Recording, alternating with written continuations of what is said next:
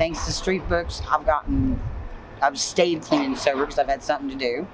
I've got 1 year, 9 months, and almost 3 weeks now, and it counts. Every bit counts, but it hasn't been easy. It's been really hard, and I put myself in the line of fire every Friday when I go down under the bridge, but I wouldn't trade it for the world because I've made some really close relationships with people and gotten to know some people I thought I knew pretty well, and I did, but I've gotten to know them even better because we have a common ground. Books are common ground everywhere, it seems, and I love my job. Very powerful for a street books librarian to be able to say to a patron, hey, Jeff, I have your book. I remembered your name, your request. I know what you've been reading this summer. I know about how hard it's been that you lost your dad recently. I mean, there are these ways of showing up for one another. You got Nietzsche, and I go, yeah, there is here, and you leaf through a little bit. Nah, this is the wrong translation.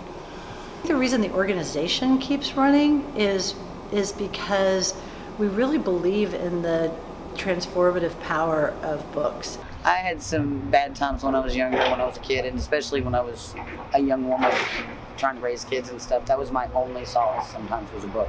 Sometimes it's an escape that supersedes the drugs and everything else because it's something that engages your whole self, your whole mind. We were in the park and we were just sitting there kind of, and here comes the first book by Bike Wagon with books in the library, and I was like, oh my God, books.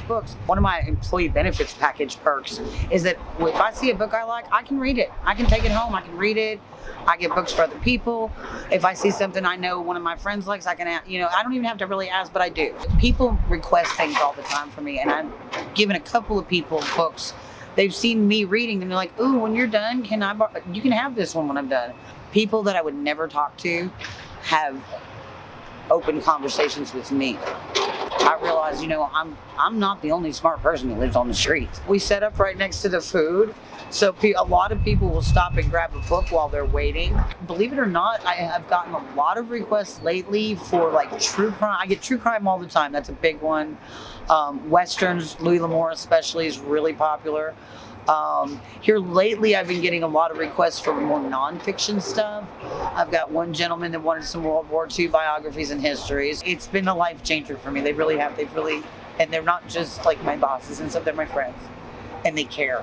I had done a project before Street Books in the park blocks with PSU students and had kind of a rolling mobile gallery with little plexiglass windows where their precious objects were featured. And I loved that brand of art that relies on community participation and content. I started Street Books as a 3-month art project in 2011. And I was ready to kind of fold it up, and one of my very faithful patrons, Keith, who was camped in Forest Park, came down once a week, checked out 2 books, turned in 2 books each time. He came, he returned his books and checked out 2 new ones and said, all right, Laura, I'll see you next week. And I realized that I had created this system that did not exist outside of this project. There was no place for Keith to turn those books back into. And I really think that was sort of a moment where I thought, well, all right, I've created this service and this circulation in our city. And so what could be possible? I think books are a compelling object for transaction because they are so full of dreams and stories. They are part of what can transport a person out of their current reality, which is something we've seen Street Books patrons do a lot. Books are a way of developing empathy. They're a way of living inside someone else's experience. We largely focus on the people at St. Francis Park Apartments, and the residents are a real priority for us on Tuesdays when we have open hours. We also take requests from residents who may not be able to make it down and have done deliveries to their door. Bulk of our operations outside of this space take part downtown in Old Town, and we have 3 bike libraries that we store there. It's huge for Street Books to have this support from Catholic Charities, and we so appreciate it. Having a little hub that people have been able to come to has been enormous. We have a partnership with Catholic Charities so that we can use our little headquarters in exchange for staffing the place and running operations and serving the residents here. I just think it feels like a rare and beautiful partnership, and I'm very grateful for it.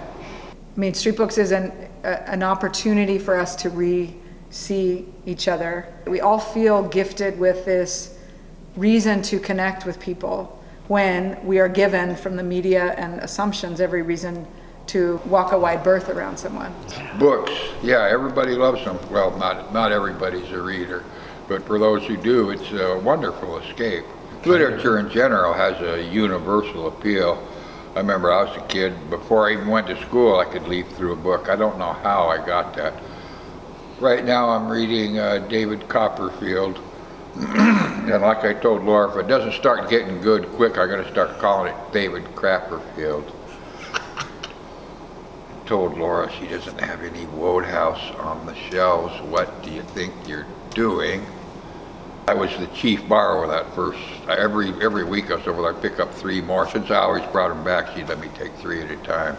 Lady was getting ready to cross Burnside of Broadway. She was, hallelujah for Street Books, just in passing.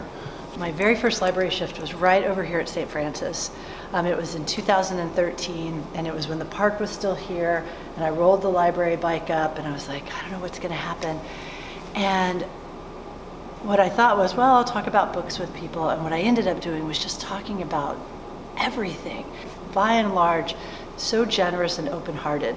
Like, here I was with this ridiculous kind of mobile library, and people just wanted to connect around it.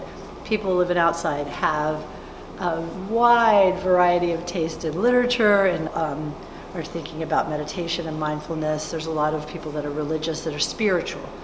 Those places of beginning are creating relationships with one another. Like, that's how you start. And that's what we do so well at Street Books, is we create and build long-term, consistent relationships. We show up when we say we're going to, and we keep showing up.